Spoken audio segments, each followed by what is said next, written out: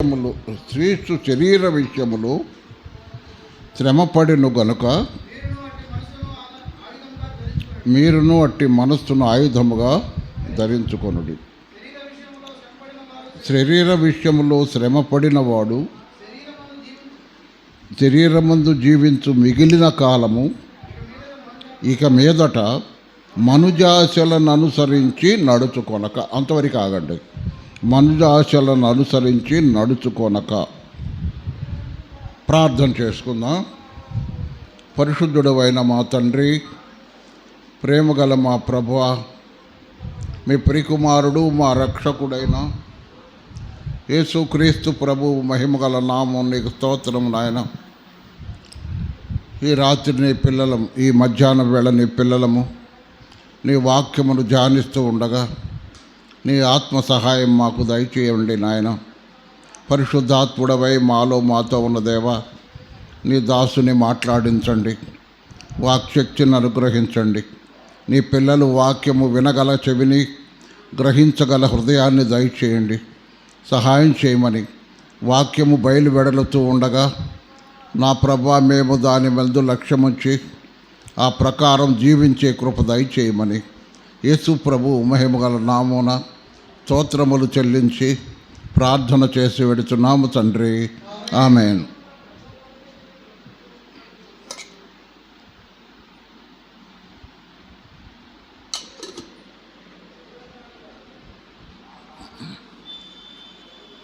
ప్రభునందు ప్రియ సహోదర సహోదరులారా, లోకమునైనను లోకములో ఉన్న వాటినైనను ప్రేమింపకుడి. లోకములో ఉన్నదంతయు శరీరాశ, నేత్రాశ, జీవపు డంబం అని మనం చదువుకున్నాం. శరీరాశను గురించి కొంతవరకు రాత్రి ధ్యానం చేస్తాం. మరి కొన్ని మాటలు చదువుకొని మళ్ళీ ముందుకు సాగుదాం. 1 పేతురు పత్రిక 4వ అధ్యాయం 1-2 వచనాలు చదువుకున్నాం. మీరు శరీర విషయములో, క్రీస్తు శరీర విషయములో శ్రమపడిన గనుక మీరును అట్టి మనస్సును ఆయుధముగా ధరించుకొనుడి. అంటే శ్రమ లేకుండా ప్రమోషన్ రాదు, చదవకుండా పాస్ గారు. శ్రమ లేకుండా ప్రమోషన్ రాదు, చదవకుండా పాస్ గారు. నేను ప్రార్థన చేయండి, నేను ప్రార్థన చేస్తాను, ఏమి చదవను కానీ పరీక్షలో పాస్ కావాలా, ఎట్టయిద్ది? తర్వాత నువ్వు శ్రమ పడకుండా నీకు ఇచ్చిన పనిని నెరవేరుస్తూ ఉంటే, నీ పని నెరవేరుస్తూ ఉన్న సందర్భంలో దేవుడు నిన్ను హెచ్చిస్తాడు, తగిన కాలమందు హెచ్చిస్తాడు. నువ్వు చేసే పనిలో నమ్మకంగా ఉండు, దేవుడు తగిన కాలంలో హెచ్చిస్తాడు. ఎవడు దీనికి రికమెండేషన్ చేయాల్సిన పని లేదు. నీకు ఒక పని ఇచ్చిన దేవుడు, అది ఇచ్చినది దేవుడు అని గుర్తుపెట్టుకో. అది కరెంటు పనో, లేకపోతే అది పోస్ట్ ఆఫీస్ పనో, లేకపోతే బ్యాంక్ పనో, ఏ పని ఇచ్చినా అది దేవుడు నీకు ఇచ్చాడని గుర్తుపెట్టుకో. మనుషులు కాదు. నాకు దేవుడు ఈ పని ఇచ్చాడు, ఈ పనిలో నేను నమ్మకంగా ఉండాలా, ఉంటే ఆయన నన్ను పైకి లేపుతాడు. మనుషులు రికమెండేషన్ అక్కర్లేదు, ఎవరు చేయాల్సిన పని లేదు, ఇచ్చినవాడు ఆయనే లేపుతాడు. ఎలాగంటే దానియేలు గ్రంథం.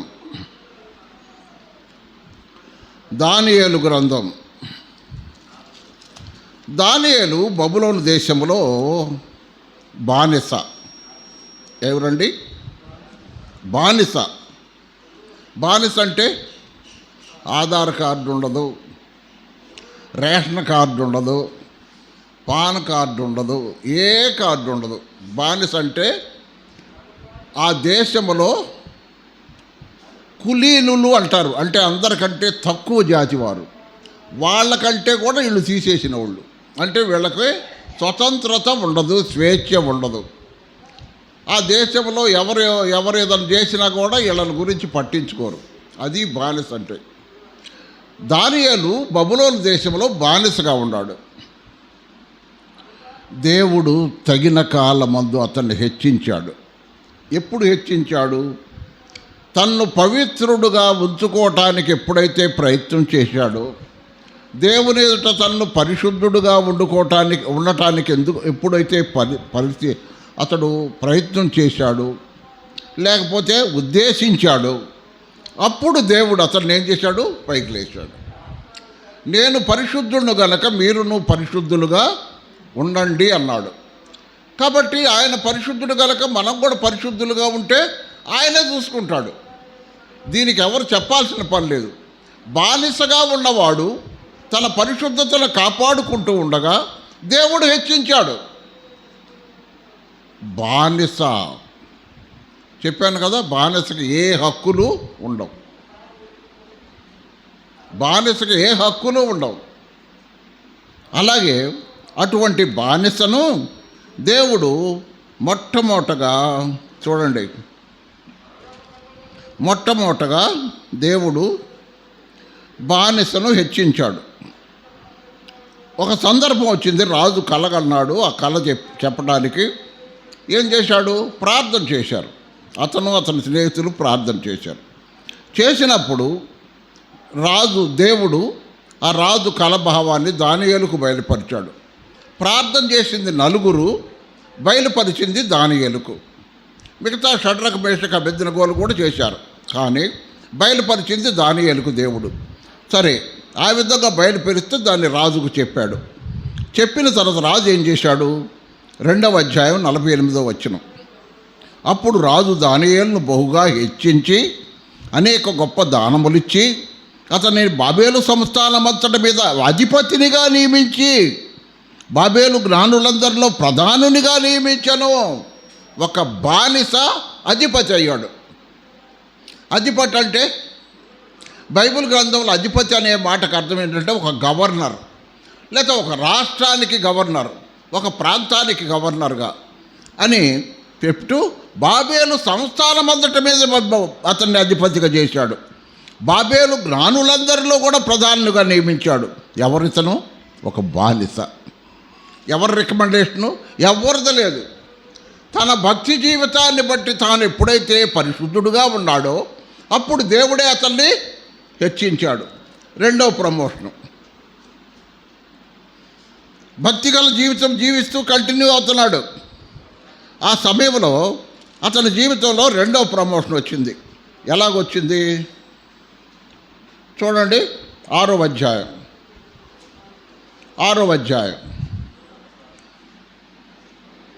బెల్షాజరు అనబడిన బాబేలు రాజు, చివరి రాజు, బబులోను చివరి రాజు అయిన బెల్షాజర్, నెబుకద్నెజరుతో మనకు చరిత్ర ప్రారంభమైంది, బెల్షాజరుతో ముగించబడుతుంది.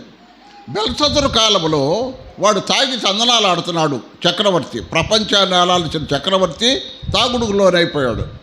దేవుని హస్తం వచ్చి అక్కడ గోడ మీద రాస్తుంది, మెనే టెకేల్ ఫార్సీ అని రాసింది. అది ఆ భాష ఎవరికి అర్థం కాల. వాళ్ళ జ్ఞానుల్ని చెప్పమన్నాడు, శకునగాళ్ళని చెప్పమన్నాడు, జ్యోతిష్కుల్ని చెప్పమన్నాడు, ఎవరు చెప్పలేకపోయారు.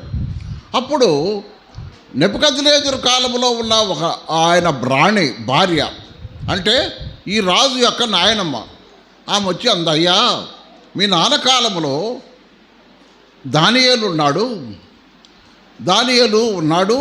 ఆ దానియేలు ఇప్పుడు కూడా ఉన్నాడు, అతడు బానిసల్లో ఉన్నాడు, అతను మంచి దైవజ్ఞానము గలవాడు అని అన్నాడు. మరి ఇతని కాలంలో ఎందుకు రాలేదు? ఇతనికి అంతా తాగుబోతోళ్ళతో స్నేహం. ఎవరికి? ఈ రాజుకి. కాబట్టి జ్ఞానులతో స్నేహం లేదు, లేకపోతే మంచి వాళ్ళతో స్నేహం లేదు. అందువల్ల ఉన్న చోటే ఉన్నాడు దానియేలు, తన భక్తి జీవితాన్ని తను కొనసాగించుకున్నాడు. ఆ సమయంలో ఆమె చెప్పిన దాన్ని బట్టి పిలిపించాడు. దానియేలు చెప్పాడు, దాని అర్థం చెప్పాడు. చెప్పితే దానియేలును చూడండి, 28వ వచనం, 5వ అధ్యాయం 28వ వచనం. బెల్షాజరు ఆజ్ఞయ్యగా వారు దానియేలుకు ధూమ్ర వస్త్రము తొడిగించి అతని మెడకు బంగారు హారము వేసి ప్రభుత్వము చేయట్లో అతన్ని 3వ అధికారిగా చాటించను. అబ్బో, ప్రపంచమంతట్లో 3వ అధికారి. బబులోను సంస్థానంలో అధిపతిగా నియమించబడ్డాడు. అంటే అక్కడ వరకే, ఒక రాష్ట్రం వరకే. కానీ ప్రపంచమంతటికి మూడవ అధికారిగా నియమించాడు. ఎట్లా నియమించాడు? ఎవరు రికమెండేషన్ చేశారు? ఎవరు ప్రార్థన చేశారు? ఎవరు ప్రార్థన చేయాల, ఎవరు రికమెండేషన్ చేయాల? తన భక్తి జీవితాన్ని బట్టి దేవుడే తగిన కాలం అతన్ని హెచ్చించాడు. మూడవ ప్రమోషన్ 6వ అధ్యాయం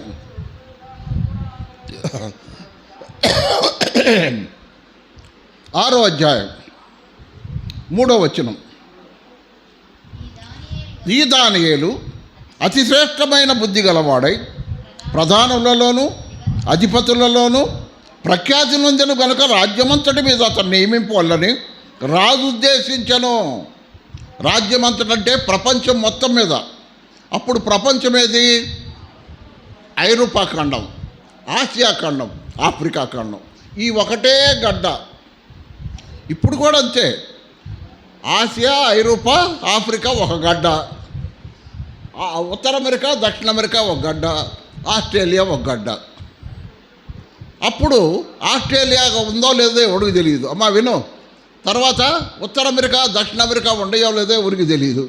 కనిపెట్టలా, సముద్రాలు దాటిపోవాలి. ఇక ముందు రాజ్యం ఏంటి? ఈ మొత్తం మూడు గడ్డలు కలిసి ఒకటే గడ్డ. అది ప్రపంచం అంటే ఆ రోజుల్లో. అంటే ఒక ప్రాంతానికి ఒక బబులోను సంస్థానం వరకే అధికారిగా ముందు నియమింపబడ్డాడు.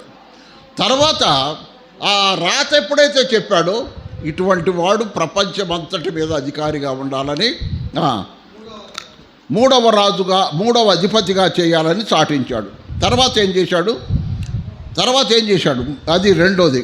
మూడోది, ఈ దానియేలు అతి శ్రేష్టమైన బుద్ధి గలవాడై 6:3 ప్రధానులలోనూ అధిపతులలోనూ ప్రఖ్యాతి నొందెను కనుక రాజ్యమంతటి మీద అతను నియమింపాలని రాజు ఉద్దేశించాను. రాజ్యమంతటం అంటే ఈ 3 ఖండాల మీద 127 సంస్థానాలు అయ్యి. ఎన్ని? 127 సంస్థానాలు. హిందూ దేశం మొదలుకొని కూషు దేశం వరకు. హిందూ దేశం మొదలుకంటే మన దేశం అప్పుడు ఉంది, ఇండియా ఉంది. అప్పుడు హిందూ దేశం అనేవాళ్ళు. హిందూ దేశం మొదలుకొని కూషు దేశం అంటే ఆఫ్రికా ఖండం ఈ మొత్తం ఉండేది. ఆ 3 దేశాల వరకు అతన్ని దానియేలుకు మూడవ ప్రమోషన్ ఇచ్చాడు. ఎన్ని? మూడవ ప్రమోషన్ ఇచ్చి అతన్ని పెద్ద చేశాడు. ప్రభునందు ప్రియ సహోదర సహోదరులారా, ఈ రాత్రి దేవుని వాక్యం వింటూ ఉండగా నేను ఈ 3 ప్రమోషన్లు దానియేలుకు ఎవరిచ్చారు, ఎలాగిచ్చారు చెప్పండి. నీ భక్తి జీవితాన్ని బట్టే నీకు ప్రమోషను. నీ భక్తి జీవితాన్ని బట్టే దేవుడు ప్రమోషన్ చేస్తున్నాడు. ఎవరు రికమెండేషన్ లేదు దీనికి, ఎవరు ప్రార్థన చేయాల. తన భక్తి జీవితాన్ని బట్టే తనకు దేవుడు ప్రమోషన్ ఇచ్చాడు. కాబట్టి సహోదరులారా సహోదరులారా, నీ భక్తే నిన్ను పైకి తీసుకొస్తుంది. నీ భక్తిని బట్టే. అందుకనే పేతురు ఏమన్నాడు చూడండి. పేతురు రాసిన మొదటి పత్రిక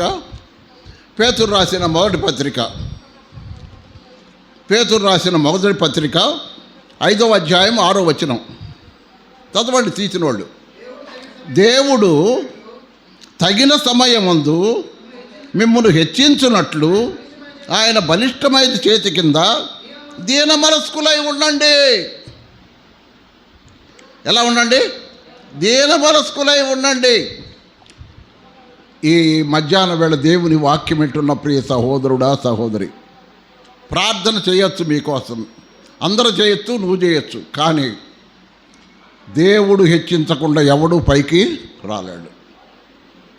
సరే, ఇంకొక విషయాన్ని నేను మీకు జ్ఞాపకం చేస్తాను. అసలు ప్రమోషన్ కోసం ఎందుకు ప్రయత్నం చేస్తున్నావు నువ్వు? జీతం కోసమా? పేరు కోసమా? దేనికోసం ప్రయత్నం చేస్తున్నావు? పేతురు రాసిన మొదటి పత్రికలో ఆ మాట అన్నాడు చూడు. పేతురు రాసిన మొదటి పత్రిక. నేను ఎవరిని ఉద్దేశించి చెప్పట్లేదండి, వాక్యమే చెప్తున్నాను. వాక్యం నా కోసం అనుకుని ఎవరికాళ్ళు సరి చేసుకుందాం అంతే. చూడండి, శరీర విషయంలో శ్రమపడిన వారు శరీరం జీవించిన మిగిలి కాలక మీద మనుజాచలను అనుసరించి నడుచుకోవచ్చు. మనుషుడికి ఏంటి?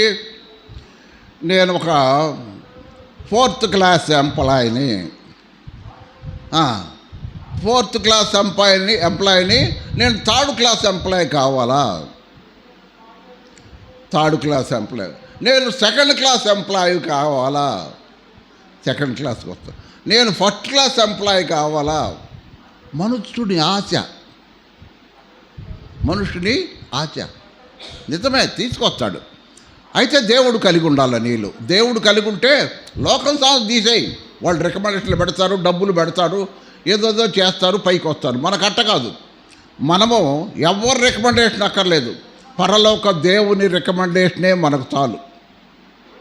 మనుజాశలను అనుసరించంటే, నేను హైదరాబాద్లో ఒకసారి వరదానం గారు నేను ఒక ఆఫీస్కి వెళ్ళాం. ఆ ఆఫీసులో ఆయన కమిషనర్ అంటే సుప్రీం. ఆ ఆఫీసులో పెద్ద ఆఫీసరు.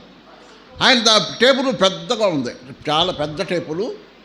ఇక్కడ కూర్చొని ఉన్నాడు, రివాల్వింగ్ చైరు, ఎదురు కుర్చీలు ఉన్నాయి. కూర్చోండి బ్రదర్ అన్నాడు. కూర్చున్నాం నేను, వరదానం గారు. ఇట్లా చూసేలేకే రిప్కా దగ్గర ఉంది చూడు బైబిల్, చిన్న బైబిల్. ఆ బైబిల్ అక్కడ ఉంది ఆయన టేబుల్ మీద. ఆయన టేబుల్ మీద బైబిల్ ఉంది. అమ్మా అయ్యా, ఈ రాత్రి ఈ మధ్యాహ్నం వేళ ఒక మాట అడుగుతాను, ఎక్కడికి పోతున్నా నీవు బైబిల్ తీసుకెళ్తున్నావా? ఆయన ఆ ఆఫీస్ మొత్తానికి కమిషనరు. ఆయనతో టంగుటూరే, రిటైర్డ్ అయిపోయి వెళ్ళాడు, తెలిసింది మాకు అది. ఆయన చెప్పి వరదాన గారికి చెప్పాడు. కాబట్టి అంత కమిషనర్ హోదాలో ఉన్న కూడా బైబిల్ మాత్రం టేబుల్ మీద ఉంది. ఎవరు తీసుకొచ్చారు ఆ స్టేజ్కి అతన్ని? ఎక్కడ టంగుటూరు రోడ్డు, ఎక్కడ హైదరాబాదులో ఒక ఆఫీస్కి కమిషనర్గా వేశారంటే ఎవరు తీసుకొచ్చారు? అదిగా బైబిల్, అదిగా బైబిలే. బైబిల్ అంటే దేవుడు వాక్యము, దేవుడై ఉండేను. నీకు ఎవరు రికమెండేషన్ అక్కర్లేదు. నువ్వు ఉన్న చోట భక్తి కలిగి దేవుని హస్తముల కింద తగిన కాలమందు దేవుడు హెచ్చించేటట్టుగా ఆయన బలిష్టమైన హస్తము కింద దీన మనస్కులై ఉండండి. ఏం మాట్లాడొద్దు. ఎవడన్నా ఏదన్నా ఎగతాళి చేసినా బైబిల్ ఉందని ఏం పట్టించుకోవద్దు, పర్వాలేదు. నువ్వు కింద నుంచి దేవుడు పైకి తీసుకెళ్తాడు నిన్ను. కాబట్టి ఆయన ఏ హోదా నుంచి వచ్చాడో నాకు అప్పుడు తెలియదు, కానీ ఆయన కమిషనర్. అంత కమిషనర్ అయి ఉండి కూడా తన టేబుల్ మీద బైబిల్ ఉంది. సహోదరులారా, సహోదరులారా, సరే. కాబట్టి మనుజాసలను అనుసరించి నడుచుకోవద్దు. నాకు ఆ ప్రమోషన్ కావాలా? అవును, కావచ్చు, దేవుడు హెచ్చిస్తాడు. సబ్ మాస్టర్ కింద పనిచేసిన నిన్ను పిఎంజీని కూడా చేస్తాడు దేవుడు. పోస్ట్ మాస్టర్ జనరల్ అంటే ఒక రాష్ట్రానికి జగపతి గారని, జగపతి గారని ప్రభుదాస్ రెడ్డి గారు రెండో అల్లుడు. ఆయన చెన్నై మొత్తానికి, తమిళనాడు మొత్తానికి పిఎంజీ. ఆయన రిటైర్డ్ అయిపోయాడు, పొట్టిగా ఉంటాడు. ఆయన పిఎంజీ. ఎప్పుడు కోర్టు ఉంటుంది, కోర్టు కప్పక చేతిలో బైబిల్ ఉంటుంది, ఎక్కడ పోయినా బైబిల్ ఉంటుంది. కాబట్టి సహోదరులారా, ఎప్పుడైతే దేవునికి ఒకని మీద ప్రీతికరమైన ప్రేమ ఉంటే దేవుడే నిన్ను హెచ్చిస్తాడు. ఎవరు హెచ్చించాల్సిన పని లేదు.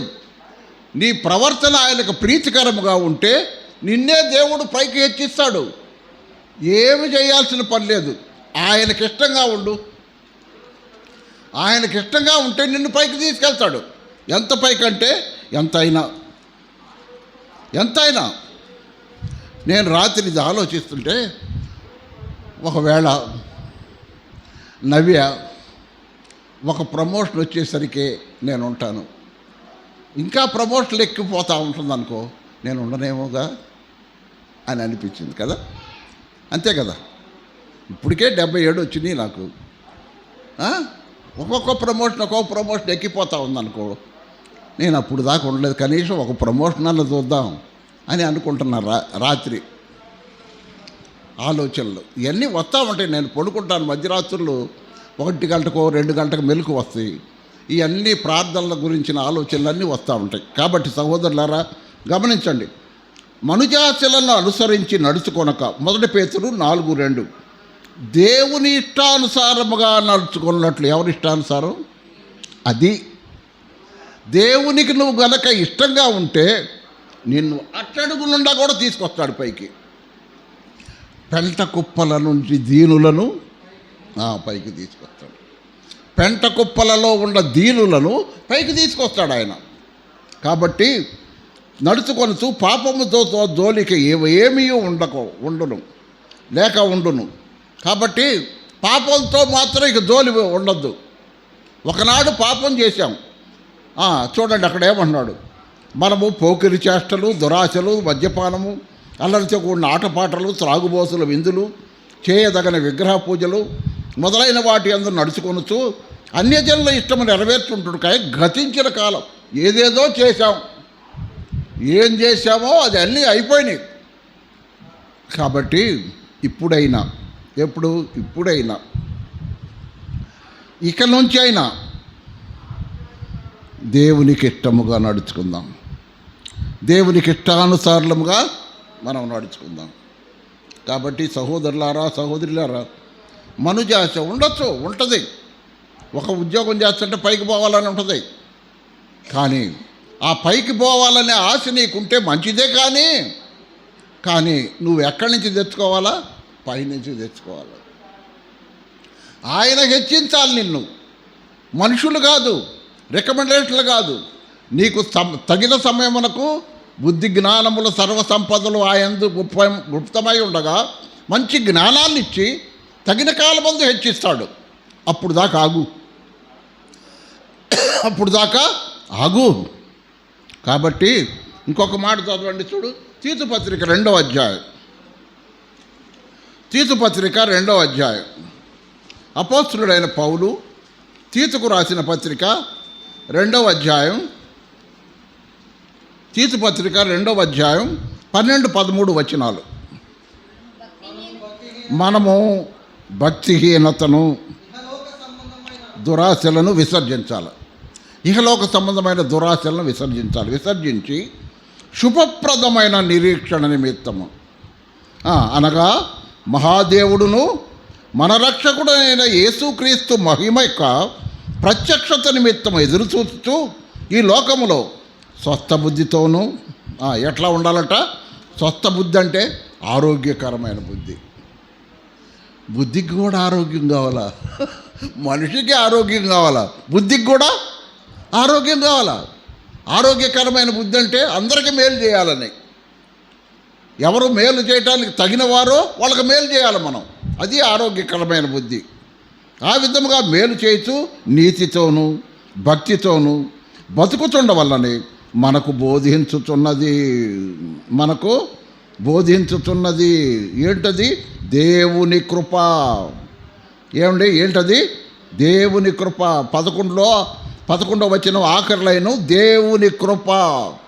కాబట్టి దేవుని కృప మనకు ప్రత్యక్షమై మనల్ని నడిపిస్తుంది, బోధిస్తుంది. కాబట్టి నీ భక్తి జీవితాన్ని బట్టే నీకు ప్రమోషన్ ఇస్తాడు దేవుడు.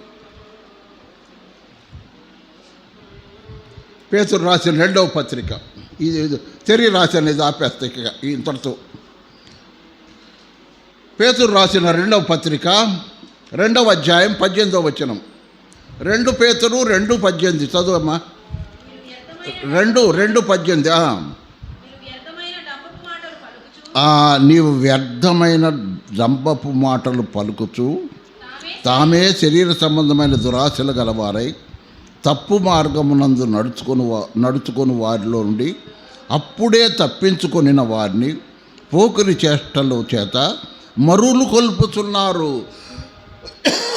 కాబట్టి లోకస్తులతో స్నేహం మనం చేయకూడదు.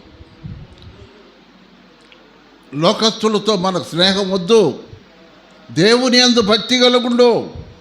దేవుడు తగిన కాలము నీకు ఇస్తాడు. మనుషులు ఆయన రికమెండేషను, ఈయన రికమెండేషను, ఈ అధికారు, ఇది కాదు మనకొద్దు. నీ భక్తే నిన్ను పైకి తీసుకొస్తుంది.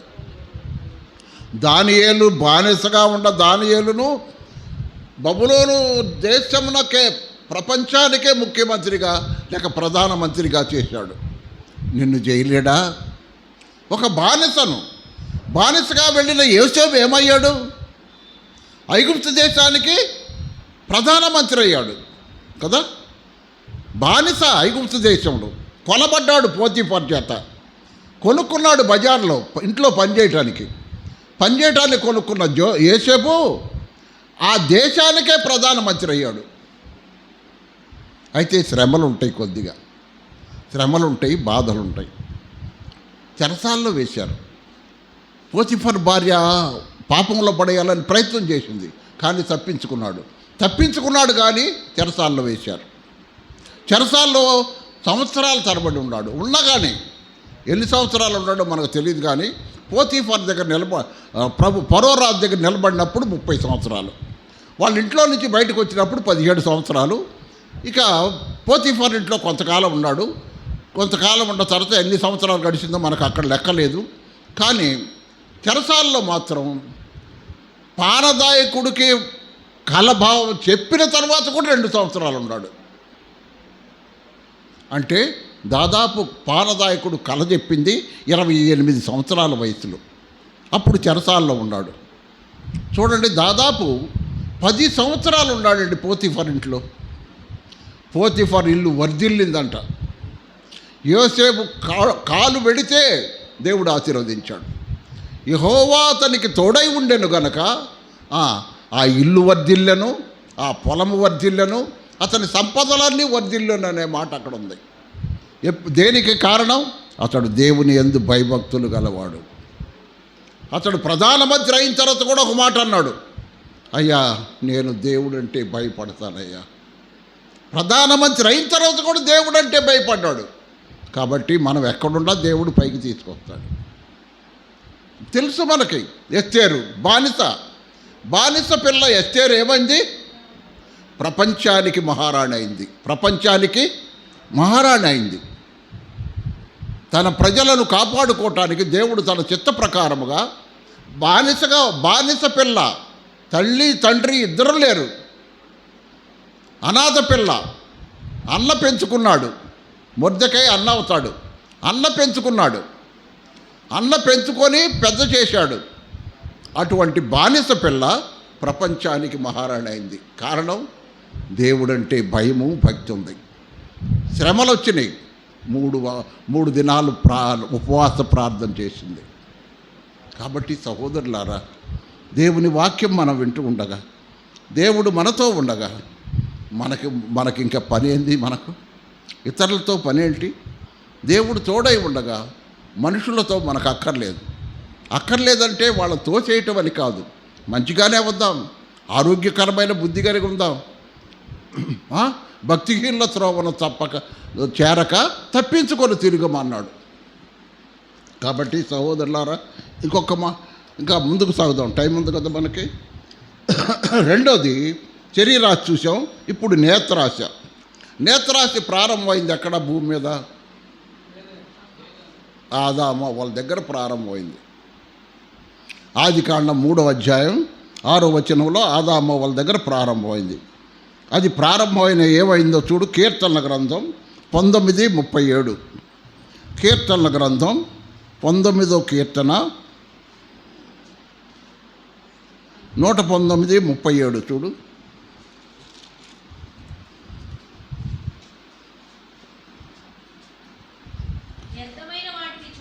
అది వ్యర్థమైన వాటిని చూడకుండా నా కన్నులు త్రిప్పివేయము, నీ మార్గములో నడుచుకుంటకు నన్ను బ్రతికించు. వ్యర్థమైన వాటిని మనం చూడకూడదని. సహోదరులారా, మన జీవితాల్లో చాలా చూస్తాం వ్యర్థమైన వాటిని. ప్రభు అయిన యేసుక్రీస్తు వారు 40 దినాలు ఉపవాసం ఉన్నాడు. 40 దినాలు ఉపవాసం ఉన్న సమయంలో అపవాది ప్రపంచాన్ని 1 నిమిషంలో చూపించాడంట. మావాడు యేసు ప్రభుకు అపవాది ప్రపంచంలో ఉన్న అందతందాలు, టీవీ ఛానల్ టక్ టక్ కొడితే ప్రపంచం మొత్తం వస్తుంది కదా, అట్లా 1 నిమిషంలో ప్రపంచంలో ఉన్న సంపదలు, స్త్రీల యొక్క పరిస్థితులు, లోక భోగాలు అన్నీ 1 నిమిషంలో యేసు ప్రభువుకు చూపించాడట. చూపించినా కూడా యేసు ప్రభు ఇదంతా నా హ్యాండ్ ఓవర్లో ఉంది. అంటే ఆదామును మోసం చేసి ఇదంతా సంపాదించాను. ఆదామును మోసం చేసి నేను ఈ మొత్తం అధికారాన్ని నేను సంపాదించాను. యేసు ఒక్కసారి నాకు మొక్కు, ఒక్కసారి నాకు మొక్కావంటే ఇది మొత్తం నీకు ఇచ్చేస్తా, మొత్తం నీకు ఇచ్చేస్తా. ఇప్పుడే ఆదాము దగ్గర నుంచి తీసుకున్న అధికారం అంతా ఇప్పుడే నీకు ఇచ్చేస్తా. యేసు ప్రభు ఏమన్నాడు? సాతానా, నీ దేవుడైన ప్రభువుకు మాత్రమే మొక్కాలి కానీ నీకు మొక్కను నేను అన్నాడు. దేవునికే మొక్కాలి కానీ, దేవుణ్ణే ఆరాధించాలి కానీ నీకు నేను మొక్కను, నా వెనక్కు పో అన్నాడు. అంతే. ఇంత లోకమంతా నీ హ్యాండ్ ఓవర్ చేస్తానన్నాడు. ఇప్పుడే అధికారాన్ని ఇస్తా. ఆదాము దగ్గర అవ్వల దగ్గర నుంచి నేను సంపాదించుకున్న అధికారాన్ని మొత్తాన్ని నేను ఇప్పుడే నీకు ఇస్తా. ప్రభు ఒప్పుకోలే. కాబట్టి సహోదరులారా, గమనించారా? వ్యర్థమైన వాటిని చూడకుండా నా కన్నులు తిప్పివేయము. ప్రసంగి 4:8 చూడయ్యా. ప్రసంగి 4:8. ప్రసంగి గ్రంథం 4వ అధ్యాయం 8వ వచనం. ప్రసంగి 4:8 చదువుదాం.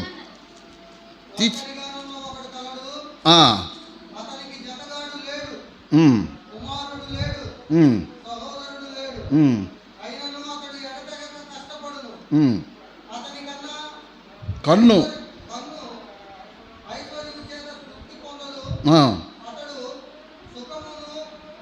సుఖమనున్నదే ఎరుగక ఎవరి నిమిత్తము కష్టపడుతున్నానని అనుకోనడు. చూసారా?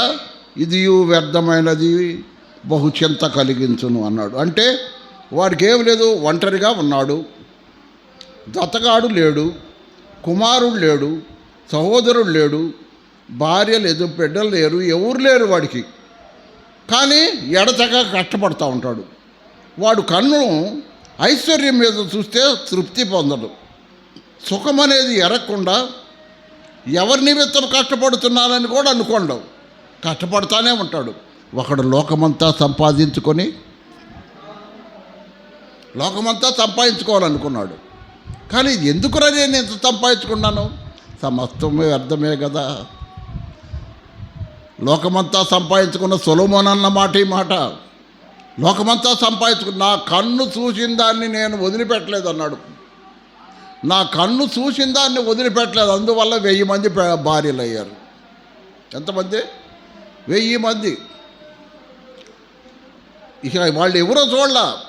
నీగ్రో వాళ్ళని చేసుకున్నాడు, ఐరోపా వాళ్ళని చేసుకున్నాడు, ఆసియా వాళ్ళని చేసుకున్నాడు, ఇశ్రాయేలీల పిల్లలను చేసుకున్నాడు, మోయాబీలను చేసుకున్నాడు, అందరినీ చేసుకున్నాడు. ఎవరు కనపడితే వాళ్ళని చేసుకున్నాడు. కానీ తృప్తి లేదంట. ఏం లాభం? సమస్తము వ్యర్థం అంటున్నాడు. ఈ రాత్రి ఈ మధ్యాహ్నం వేళ దేవుని వాక్యం వింటున్న ప్రియ సహోదరుడా, సహోదరి, ఎందుకు అంత కష్టపడుతున్నావు? లోకమంతా సంపాదించుకుంటే వాడు ఏమైపోయాడు?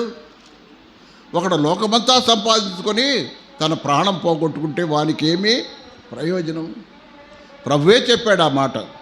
కాబట్టి ప్రయాసపడు, కానీ పరలోకానికి పోవటానికి ప్రయాసపడు. నీ ప్రయాస దేనికి? పరలోకానికి పోవటానికి ప్రయాసపడు. ప్రభువునందు నీ ప్రయాసం వ్యర్థము కాదని ఎరిగి తిరులను కదల్ని వారై ప్రభు పనిలో ఎప్పటికీ ఆసక్తులై ఉండండి. ప్రభు పనిలో కష్టపడు, లోకంలో సంపాదించడానికి కాదు. ఇప్పుడు 5:11 కొడుతుందమ్మా. 5:11 అక్కడే ప్రసంగి గ్రంథం 5:11. ద్రవ్యమునపేక్షించువాడు 5:11 ఆస్తి ఎక్కువైన ఎడల దాన్ని భక్షించువారు ఎక్కువ అవుతారు. కన్నులార చూచుటే గాక ఆస్తి పన్నుకు తన ఆస్తి వలన ప్రయోజనం ఏంటి? ఏంటి? సంపాదించే కొంది బంధువులు వస్తూ ఉంటారు, పోతూ ఉంటారు. దరిద్రుడుగా ఉంటే ఎవడు రాడు. ఏందా పాట?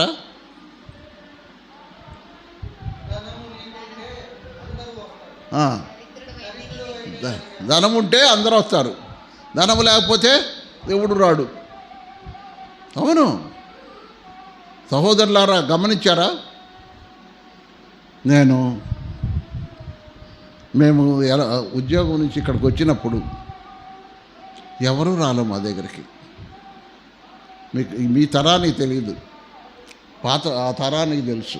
ఎవరు రాలే. సంఘంలో వాళ్ళే దయదలిచి కొంత చూశారు. అది కొంతమంది తెలుసు, ఆ మేరీ మమ్మ లేకపోతే వీళ్ళకి తెలుసు. ఎవరు మమ్మల్ని ఆదుకోలేదు, కానీ దేవుడే ఆదుకున్నాడు. కొన్ని రోజులు అన్నం లేకుండా 3 రోజులు నేను నా భార్య అట్లానే ఉండిపోయాం. పిల్లల్ని అక్కడ పంపించాం. అది అమ్మాయి సాక్ష్యం ఉంది. పెద్దమ్మాయిని చిన్నమ్మాయి పాపని పిల్లల్ని ఏమన్నా మా అత్తమ్మ వాళ్ళ ఇంటికి పంపించాం. మేము ముగ్గురు 3 రోజులు అట్నే ఉన్నాం ఇంట్లో. మేము ముగ్గురు.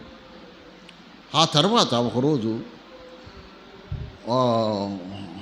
మూల్పూరి చిన్నమ్మాయి వాళ్ళ నాన్న, అమ్మ పేరేం పేరు, బండి ఎవరమ్మా, మూల్పూరి భార్య చిన్నమ్మాయి వాళ్ళ అమ్మ. ఆమె వచ్చి నేను బయట పడుకొని ఉండా. అప్పుడు పందిరి కూడా ఉంది. పడుకుంటే ఒక సాల్ట్ బియ్యం తీసుకొచ్చి నా పక్కన పోసి వెళ్ళిపోయింది. అంటే వాళ్ళు గ్రహించారు సంఘంలో వాళ్ళు. అటువంటి పరిస్థితుల్లో మేము పోయాం. కనుక సహోదరులారా, శ్రమలు ఉంటాయి ముందు, కానీ తర్వాత దేవుడు ఆదరిస్తాడు. తర్వాత దేవుడు మనల్ని ఆదరిస్తాడు. అట్లనే ఉండవు. ఎవరు మా దగ్గరకు వచ్చి పలకరించేవాళ్ళు కాదు, బంధువులు కానీ. అంతే. వీళ్ళందరూ ఉద్యోగాలు ఉన్నప్పుడు నా దగ్గరికి అప్పటికప్పుడు వస్తానే ఉండేవాళ్ళు. ఎవరికి ఏది కావాలో అన్నీ చేసేవాళ్ళం. మందు తాగేవాళ్ళకి మందు తెప్పించేవాడిని. చికెన్ కావాలంటే చికెన్తో పాటు చేపలు కావాలంటే చేపలు తెప్పించేవాడిని. అందరూ వచ్చిన వాళ్ళే. ఆ తర్వాత మేము ఇక్కడికి వస్తే ఒక్కళ్ళు పలకరేలా, ఎవరు పలకరేలా. సహోదరులారా, గమనించారా? కాబట్టి బెల్లం ఉంటే ఏమవుతాయి? ఏగలు వస్తాయి. బెల్లం లేకపోతే రావుగా. కాబట్టి గమనించారా? ఆ విధముగా ప్రసంగి అన్నాడు 5వ అధ్యాయం 11, ఆస్తి ఎక్కువైన ఎడల దాన్ని భక్షించువారును ఎక్కువ కుదురు. కన్నులార చూచుటే గాక ఆస్తి పన్నుకి తన ఆస్తి వల్ల ప్రయోజనమేమి. చాలామంది ఇప్పుడు నేను ఫలానా వాళ్ళు అని చెప్పను, అందరూ మా దగ్గరికి వచ్చిన వాళ్ళే. మా బంధువుల్లో కూడా వచ్చి మాకు అక్కడ గలవట్లేదు, పనులు లేవు అని అంటే, ఉండండి అమ్మ 2 నెలలు 3 నెలలు ఉండండి అని వాళ్ళు అట్లా మా దగ్గరికి వచ్చేవాళ్ళు. ఈడకి వచ్చిన తర్వాత ఒక్కళ్ళ బలకలం అవుతాడు. కాబట్టి గమనించారా? సరే, 2వ దానికి పోదాం మనం. 1 కొరింథీ 7:31. రెండు చెప్పి ఆ టయాన్ని మనం ముగించుకుంటాం. టైము నాకు ముఖ్యం. అది అయిపో దాన్ని వాడుకోవాలి మనం. 1 కొరింథీ 7:31. 1 కొరింథీ 7:31. ఈ లోకమును అనుభవించువారు అమితముగా అనుభవించున్నట్టును ఉండవలెను. అనుభవించినట్టు కాదు, అనుభవింపనట్టు ఉండాల. ఎలయనగా ఈ లోకపు నటన, లోకం అంటే ఒక నాటకం అన్నాడు. ఇంగ్లీషు రచయిత ఒక అతను ఉన్నాడు. అతని పేరు షేక్స్పియర్. మేము పీయూసీ చదివేటప్పుడు అతను పోయమ్స్ కానీ ఇవి ఉండేవి. షేక్స్పియర్ అని అతను నాటకాలు రాయటంలో గొప్ప. బైబిల్ చదివే ఇది నేర్చుకున్నాడంట. లోకము ఒక నటన అన్నాడు. అంటే లోకం అనేది ఒక నాటకం అంట, ఒక నాటక రంగం. నాటకం అంటే మీకు ఇప్పుడు తెలియదు. నాటకాలు ఇదివరకు వేసేవాళ్ళు. వెనక ఒక తెర ఉంటుంది, మధ్యలో ఒక తెర ఉంటుంది. ఒక్కొక్కళ్ళు వచ్చి ఆ తెర తీయగానే మనుషులు కనపడతారు. ఒక్కొక్కళ్ళు లోపలికి వచ్చి తమ పాత్ర తాము పోషించి మళ్ళీ తెరలకు వెళ్ళిపోతారు. అట్లా మనం కొంతమంది ఎవరు, మా నాన్న తరం వాళ్ళు ఈ నాటక రంగంలో ఉన్నారు. వాళ్ళు వెళ్ళిపోయారు తెర వెనక్కి. మళ్ళీ ఇప్పుడు మేము కొంతకాలం ఉంటున్నాం, మేము వెళ్ళిపోతున్నాం. మళ్ళీ ఇంకొక తరం వాళ్ళు వస్తారు. సంఘంలో ఒకసారి చూడండి, 1988 సంవత్సరంలో స్థాపించబడిన సంఘంలో ఒక తరం వాళ్ళందరూ వెళ్ళిపోయారు, వెళ్తున్నారు. ఇంకా అక్కడక్కడ మత్తుకు కొంతమంది ఉన్నాం మేము, కొంతమంది ఉన్నాం. చాలామంది వెళ్ళిపోయారు. ఎందుకు ఉండారా అంటే వచ్చే తరానికి చెప్పాలంట. వచ్చే తరానికి ఇట్లా ఉండాలని చెప్పడానికే మమ్మల్ని ఉంచాడంట దేవుడు. కాబట్టి తరము వెంబడి తరము నాటక రంగంలో వస్తున్నారు. తెరబడిపోగల వాళ్ళు వెళ్ళిపోతారు. మళ్ళీ తెర తీసేలేక వేరే వాళ్ళు కనపడతారు. ఇప్పుడు ఇంకో తరం, రెండో తరం కనపడుతుంది సంఘంలో రెండో తరం కనపడుతుంది. ఈ తరం వాళ్ళు ఎట్లా ఉన్నారు, ఆ తరం వారు ఎలా ఉన్నారు ఒకసారి ఆలోచిస్తే మనకు అర్థమైంది. కాబట్టి ఈ లోకపు నటన అన్నాడు. ఏమది లోకం అంట ఏందంట? నటన, నాటకం అంటే మీకు ఈ తరాల్లో నాటకాలు లేవు. ఇప్పుడు ఇదివరకు నాటకాలు వేసేవాళ్ళు, ఈ తరము నటన అన్నాడు. ఒక మాట చదువమ్మా, కీర్తనల గ్రంథం 39:6. కీర్తనల గ్రంథం 39:6 చదువు.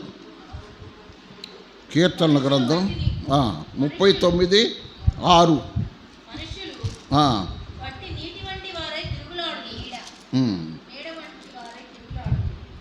39:6. మనుషులు వట్టి నీడ వంటి వారై తిరుగులాడుదురు, వారు తొందరపొరటుగా గాలికే కదా. వారు ధనము కూర్చుకొందురు కానీ అది ఎవనికి చేజిక్కునో వారికి తెలియదు. సంపాదిస్తారు, వాళ్ళు పూర్తిగా అనుభవిస్తారా?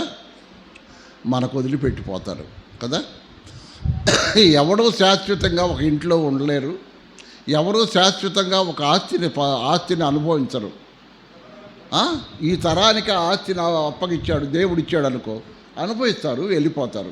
మళ్ళీ వచ్చే తరం వాళ్ళు దాన్ని ఆక్రమించుకుంటారు. అంతే. ఇది ఒక నాటక రంగం అన్నాడు.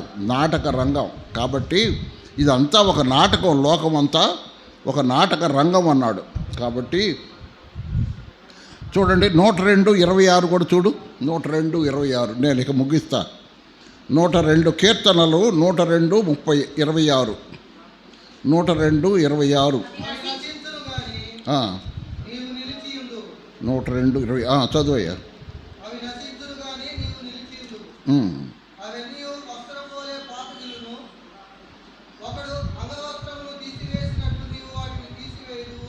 అవి మార్చబడు. చూడండి, అవి నశించును కానీ దేవుడు నిలిచి ఉంటాడు. ఏది? ఆకాశము భూమి నశించిపోద్ది, కానీ దేవుడు మాత్రం నిలిచే ఉంటాడు. అవి అన్నీ వస్త్రం వలె పాతగిలును. వస్త్రం అంటే బట్టలు. ఒక బట్టలు 40 సంవత్సరాలు వేసుకున్నారంట ఒకళ్ళు బట్టలు. ఎవరు? ఇశ్రాయేలు ప్రజలు. కొన్ని జతలు అంటే 2 జతలు 3 జతలు ఉండయో, ఎన్ని జతలు ఉండయో 40 సంవత్సరాలు వేసుకున్నారంట. ఇప్పుడు 40 సంవత్సరాలు వేసుకునే బట్టలు వస్తాయా? ఏమండి, ఈ బట్టలు గ్యారంటీ అండి. ఎంతయ్యా? 1 సంవత్సరం గ్యారంటీ ఇస్తాం మేము, అంతేకంటే సంవత్సరం గ్యారంటీ అంట. 40 సంవత్సరాలు వేసుకున్నారు వాళ్ళు. అవన్నీ వస్త్రం వలె పాతగిలను. ఒకడు అంగవస్త్రములు తీసివేయినట్లు నీవు వాటిని తీసివేయదు, అవి మార్చబడను. నీవు ఏకరీతిగా ఉండువాడు. నీ సంవత్సరములకు అంతము లేదు. దేవుడు ఎన్ని సంవత్సరాలు దేవుడికి వయసు అంటే ఎవరికి తెలియదు. ఎవరికి తెలుసు? దేవుడికి ఎన్ని సంవత్సరాలు ఎవరికన్నా తెలుసా? యాకోబు పత్రిక 1:10 చూడు. యాకోబు పత్రిక 1:10. యాకోబు పత్రిక 1వ అధ్యాయం 10వ వచనం. ఏలయనగా యాకోబు పత్రిక 1:10. ఏలయనగా ఇతడు గడ్డి పువ్వు వలె గతించిపోవును. సూర్యుడు దయించి వడగాలి కొట్టి గడ్డిని మార్చివేయగా దాని పువ్వును రాలును, దాని స్వరూప సౌందర్యమును నశించును. అలాగే ధనవంతుడు తన ప్రయత్నములలో వాడిపోవును. ఎంతకాలం ఉంటాడు ధనవంతుడు? ఏమండి, ఇది వరకు మన ఊర్లో పల్లెల్లోనేమన్నా మిద్దెలు అనేవాళ్ళు. మిద్దెళ్ళు అంటే మిద్దెళ్ళ పేరు. పల్లెల్లో మిద్దెలను, అక్కడ ఊళ్ళోనేమన్నా మేడ, డాబా కాదు మేడ. మేడోళ్ళు ఒకళ్ళే ఉంది. అప్పట్లో మేడ ఎవరిదో తెలుసా?